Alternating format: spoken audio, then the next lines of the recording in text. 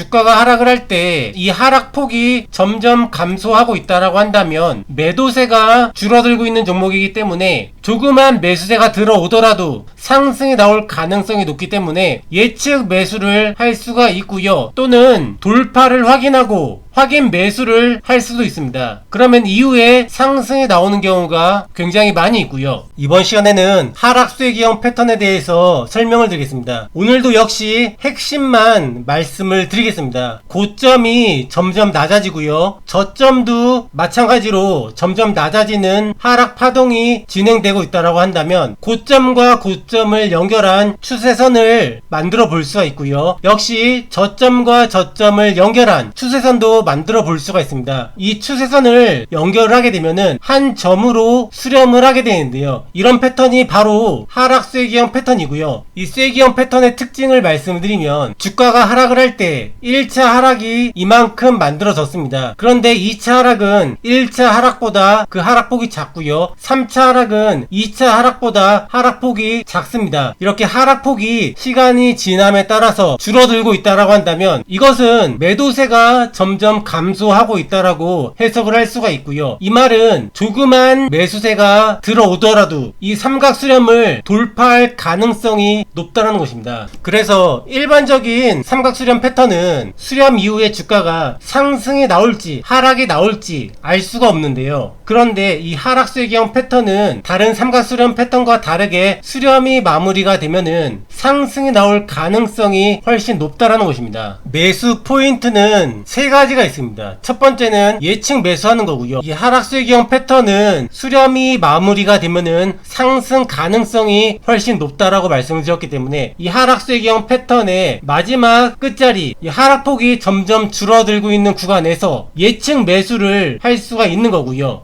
이때 손절은 이 세기형을 이탈했을 때 손절을 하면 됩니다. 실전 차트로 설명을 드리겠습니다. 이 미래에셋증권을 보게 되면은 주가가 상승 이후에 최고점을 찍고서 조정이 나오고 있습니다. 이때 고점이 점점 낮아지고 있고요. 저점도 마찬가지로 점점 낮아지고 있죠. 그리고 고점과 고점을 연결한 추세선을 만들어 보고요. 저점과 저점을 연결한 추세선도 만들어 봅니다. 이때 시간이 지남에 따라서 이 하락폭이 점점 줄어들고 있죠. 그러면서 이 두 개의 추세선이 한 점으로 수렴을 하고 있습니다. 이런 패턴이 바로 하락세기형 패턴이라는 것이고요. 매도세가 점점 감소하고 있기 때문에 수렴이 마무리가 되면은 상승이 나올 가능성이 더 높다라는 것입니다. 그래서 이 수렴이 마무리가 되는 이 좁은 영역에서 예측 매수를 할 수가 있고요. 실제로 이날 추천을 드렸었는데요. 다음날 이 수렴을 돌파하는 양봉이 만들어졌습니다. 이게 바로 예측 매수하는 방법이고요. 두 번째는 돌파를 확인하고 매수하는 방법이 있습니다. 이렇게 하락세기형 패턴을 만들 때 이 수렴을 마무리하고 이 세기형을 돌파하는 양봉이 나왔을 때 돌파를 확인을 하고 매수하는 거고요. 마지막 세 번째는 돌파 이후에 눌림에서 매수하는 방법도 있습니다. 이렇게 하락세기형을 돌파를 했는데 너무 과하게 돌파를 했죠. 그래서 이격이 너무 크게 만들어졌다라고 한다면 바로 매수하는 것보다 눌림을 확인하고 매수를 하는 게 더 유리하다라고 할 수가 있겠습니다. 역시 실전 차트로 설명을 드려보겠습니다. 이 BI 매트릭스를 보게 되면은 주가가 하락하는 구간에서 고점이 점점 낮아지고 있고요. 저점도 점점 낮아지고 있죠. 이때 추세선을 연결을 해보게 되면은 그 시간이 지남에 따라서 하락폭이 점점 감소하고 있는 하락세기형 패턴이 만들어지고 있는 거고요. 이날 이 하락세기형을 돌파하는 양봉이 만들어졌습니다. 이때 돌파를 확인하고 매수를 할 수가 있는 거고요. 이후에 주가가 상승이 나오는 것을 볼 수가 있습니다. 이 토모큐브도 보게 되면은 주가가 상승 이후에 고점을 찍고서 조정이 나오고 있는데요. 이 조정받는 구간에서 이 고점이 점점 낮아지고 있고요. 저점도 점점 낮아지고 있습니다. 추세선을 연결해 해보게 되면은 이렇게 시간이 지남에 따라서 하락폭이 줄어들고 있는 쐐기형 패턴이 만들어지고 있는 거죠. 이후에 쐐기형 패턴을 돌파하는 흐름이 만들어졌습니다. 그리고 나서 주가가 상승하는 것을 볼 수가 있고요. 마지막 세 번째는 눌림에서 매수하는 방법인데요. 이 우리바이오를 보게 되면은 주가가 상승 이후에 역시 쐐기형 패턴을 만들면서 주가가 조정이 나오고 있었습니다. 그러다가 돌파를 했는데요. 이격이 크게 만들어졌다라고 한다면 바로 매수하는 것보다 눌림에서 매수를 하게 되면은 더 효과적인 매수 방법이 될 수가 있다는 것입니다. 그리고 상승이 나오죠. 그리고 공지사항을 한 가지 말씀드리면 9월달부터 특별 이벤트가 진행이 됩니다. 온라인 강의와 리딩, 멤버십 모두 포함된 마지막 이벤트이고요. 앞으로 긴 시간 동안 함께 공부하면서 매매를 하실 분들은 한번 참고를 하시면 좋을 것 같습니다. 감사합니다.